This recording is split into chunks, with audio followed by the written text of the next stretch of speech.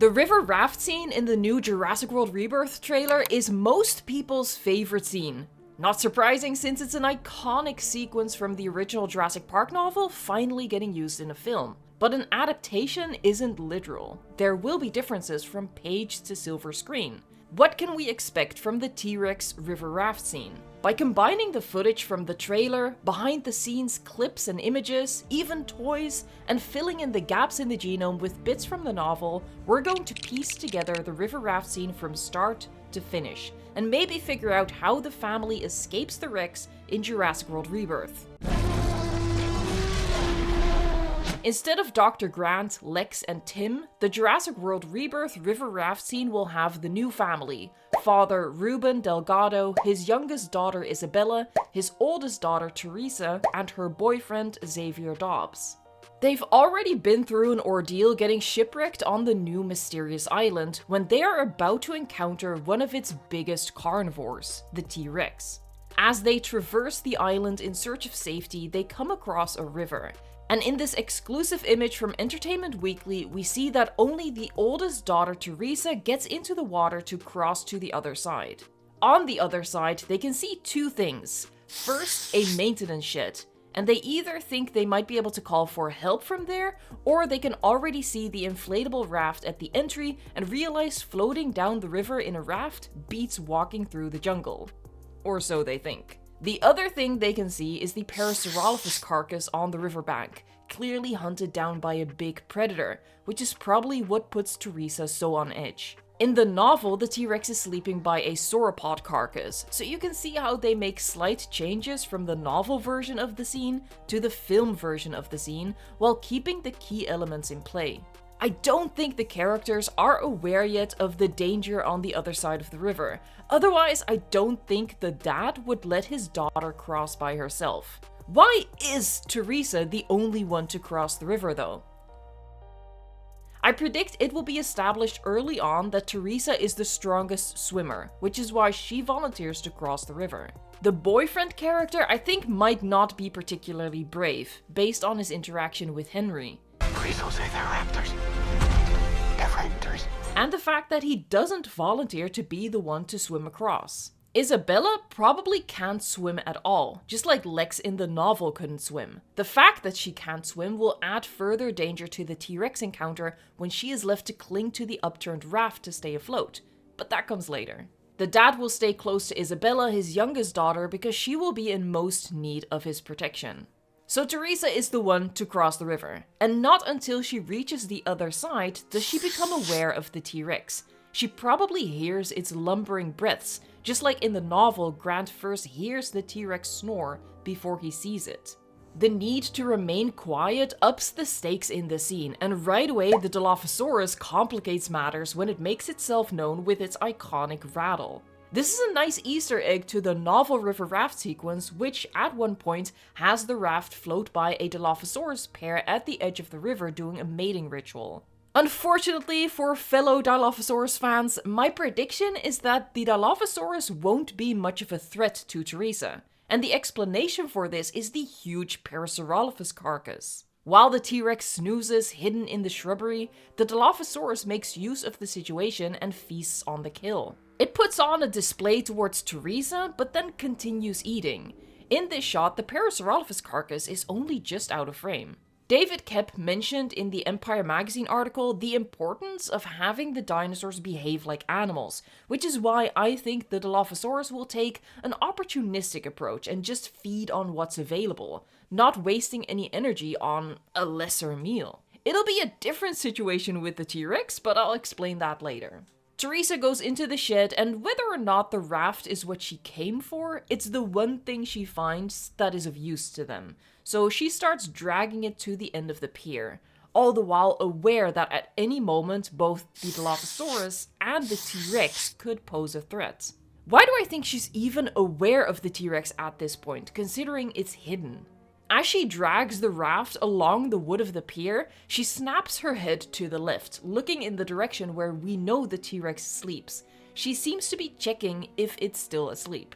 I think this is all going to be a very intense scene, and I hope that they don't add any soundtrack to the scene, really amplifying the sound of the raft getting dragged, her labored breathing, and the T-Rex's snores. Taking a leaf out of A Quiet Places book where it's all about trying to be as silent as possible and any noise makes you flinch. At the end of the pier, the raft inflates itself, and this is obviously a big source of noise. In the novel, this isn't what wakes the T-Rex though. Grant, Lex, and Tim are already in the raft and rowing away when Lex starts to cough, and this is what alerts the T-Rex and sets it off after them.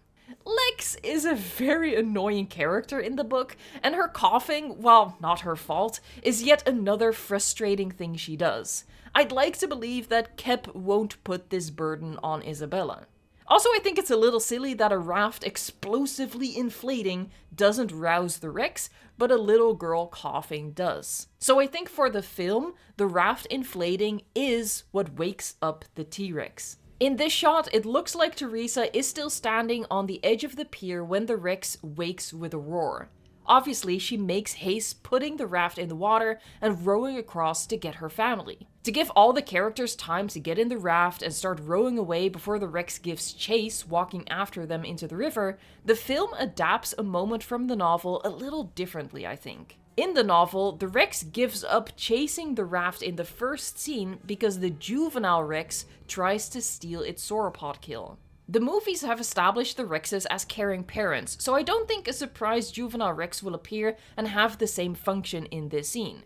Instead, I think this role of another carnivore stealing the kill will be filled by the Dilophosaurus. After waking up, the T-Rex realizes the Dilophosaurus has been nibbling on its Parasaurolophus kill. It takes the time to chase the Dilophosaurus away. It's this action that gives Teresa the chance to row the raft back to the other side of the river, and the other characters climb in and they start heading down the river. They might even share a moment of relief at this point, thinking they are getting away. Unfortunately for them, This vision's based on movement. the movement of the raft is what's going to draw the T-Rex away from the Parasaurolophus and motivate it to give chase. It walks into the river until it's deep enough to swim and it goes after them while the family frantically paddles. But no matter their best effort, the T-Rex easily swims past them and gets ahead of them where the river is shallow. This is where it rears upright, flipping the raft backwards and upside down. Because the T-Rex is downriver from the characters and the current is so strong, it just waits for the characters to float by them and it snaps at the father who narrowly avoids getting chomped. Isabella, who I theorize can't swim, has been clinging to the upturned raft, which hasn't made it past the shallow, rocky part yet. So with the dad, Teresa, and Xavier downriver, the Rex turns its attention to the raft. Now, how does Isabella survive this seemingly insurvivable situation? Well, I was thinking, why is the current so strong at this part of the river? Maybe just because it narrows at this part, or possibly they could be coming up on a waterfall. In the novel, what we'd call the T-Rex river raft scene is actually 3 separate scenes, separated by other scenes with other characters. There's the initial scene of getting in the raft, the Rex swimming after them, and then the Rex going back when the juvenile steals its kill. The second scene is where the raft floats by the pair of Dilophosaurus and the Rex can't get to the river due to the dense foliage. And finally, in the third scene, the raft is pulled down a waterfall at the bottom of which the T-Rex awaits. While the T-Rex is not at the bottom of the waterfall in Jurassic World Rebirth, it would be a nice Easter egg for a waterfall to mark the end of the river raft scene once more.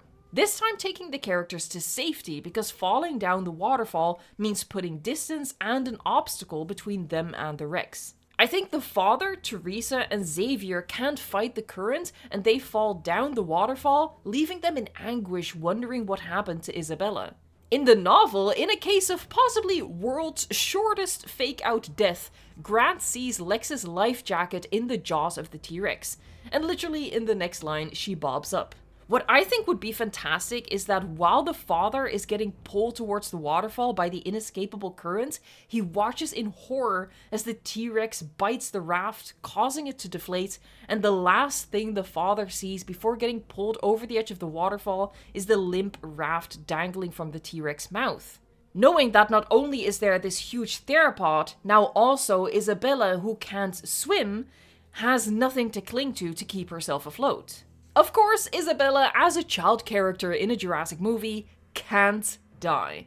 Also, we see her later in the film, so we know she doesn't die. But how does she not die? This is where the toy and some wishful thinking comes in. The toy in question is a T-Rex head, seemingly indicating that what's inside might be related to the T-Rex in the film. When the head is opened up, it shows a little scene. Predominantly, it shows waterfalls. And at the top of those waterfalls is an ankylosaurus. I would love for herbivores to get a more badass role. So what I'd like to see is that while the T-Rex is trying to figure out if there's a snack in the raft, an ankylosaurus appears, and while it won't be an outright brawl, it distracts the T-Rex long enough for Isabella to escape, to float past. While she struggles to keep her head above water, the current pulls her along, past the Rex and the ankylosaurus, and perhaps at this point she goes under and starts to drown. Just like the others before her, she falls down the waterfall, where her father pulls her out of the water.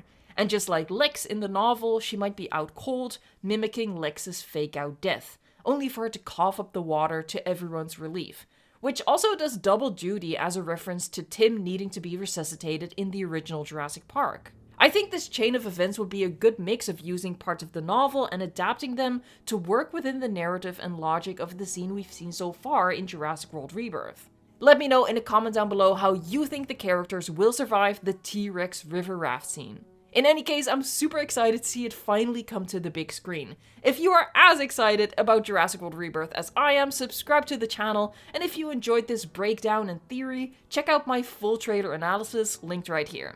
Thank you so much for watching, liking, subscribing, and until next time!